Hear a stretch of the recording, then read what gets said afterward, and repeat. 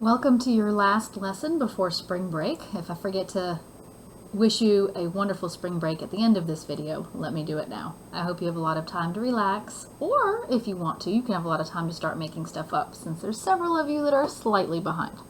But get outside, get some fresh air, and have a great time. We are going to finish our week with Solving Exponentials Part 2. This is another one of those lessons that we started last week. So you should see some references to last week's lesson, and we'll go a little bit beyond last week's lesson. So a couple things we need to remember. First, we need to remember our conversion.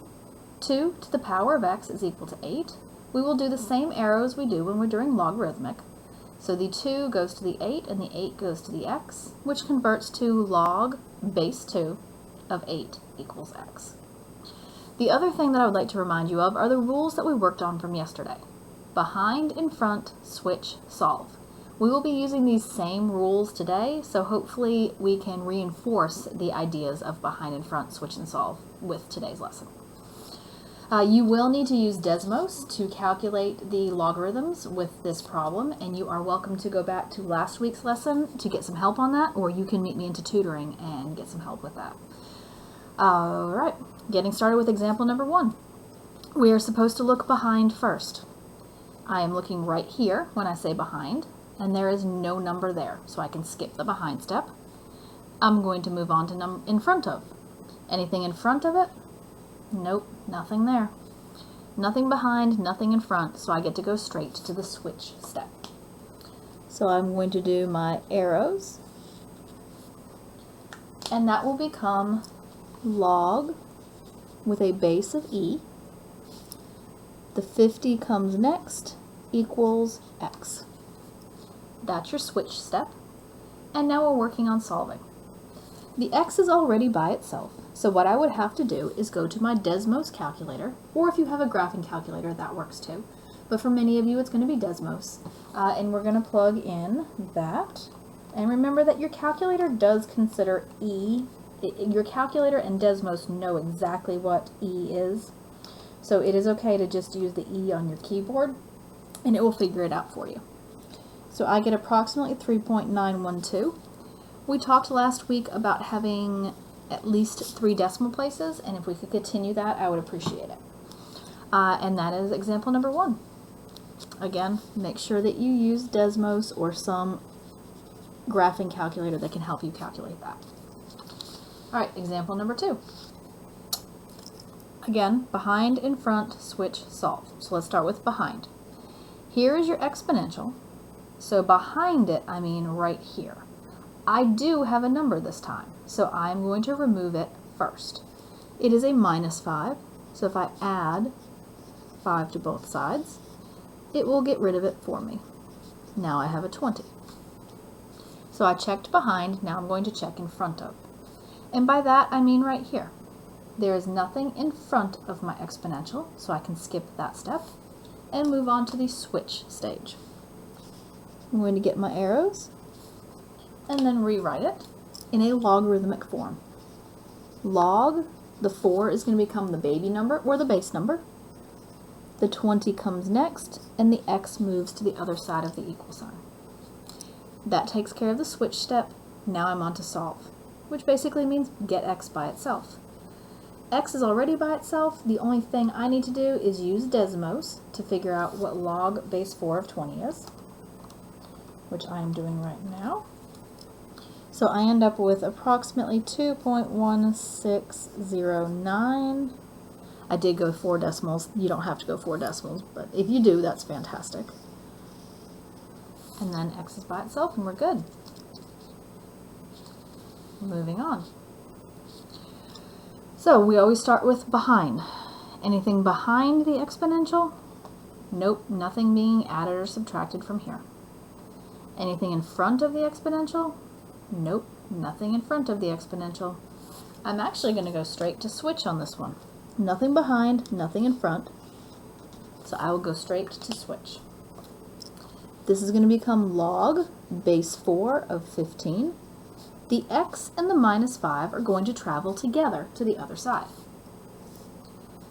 That's the switch step. Now I'm on solve. Solve means figure out the value of x. I'm going to use my Desmos calculator to help me here. Log base 4 of 15 is going to calculate out to be 1.953, and that is still equal to x minus 5. To finish getting x by itself, I'm going to add 5 here and add 5 there, so I will get 6.953 is equal to x. And I'm finished with example 3. Moving on. Again, remember the rules. We always check behind first. Anything behind the exponential? Not this time. And then we check in front of. Anything in front of the exponential? Yes, this time I have a 2 in front of my exponential of 10. So I need to get rid of that 2. And you cannot, please, please, please do not multiply those together to make a 20. That is a common error. Please don't do it. What we want to do instead is divide. The 10 to the x power is going to remain.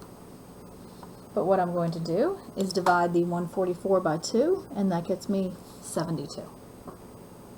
So there wasn't anything behind, but there was something in front of, which I got rid of by division. And now I'm on step 3, which is switch. Arrow, arrow. I'm kind of running out of room here, so I might put this over here. It's going to become log baby 10 of 72 is equal to x. And then I use my calculator to help me finish the problem. X would equal 1.857.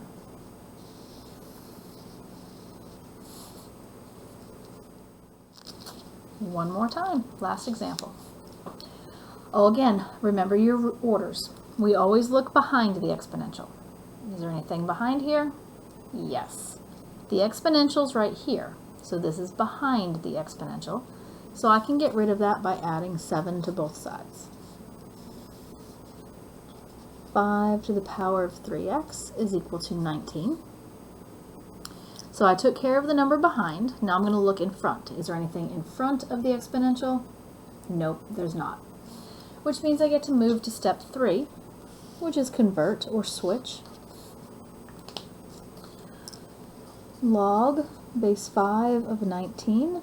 The 3x will move together onto the other side of the equal sign. I'm going to use my calculator to find out what log base 5 of 19 is.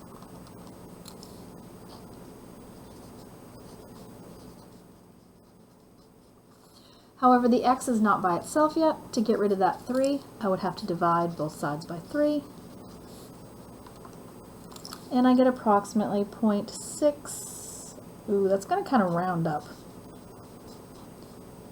If you don't want to round up on that, that's fine, but I think that's what it would be if you round it up. All right, if you have any questions, please, please, please come to tutoring. I miss you guys, and I miss talking to you, and it would make me feel better if you'd come to tutoring just so I could see your faces and let you know everything's going to be all right. Have a great spring break, and please make sure you're sending me your assignments at a reasonable pace. I appreciate it. Have a wonderful week. See you later.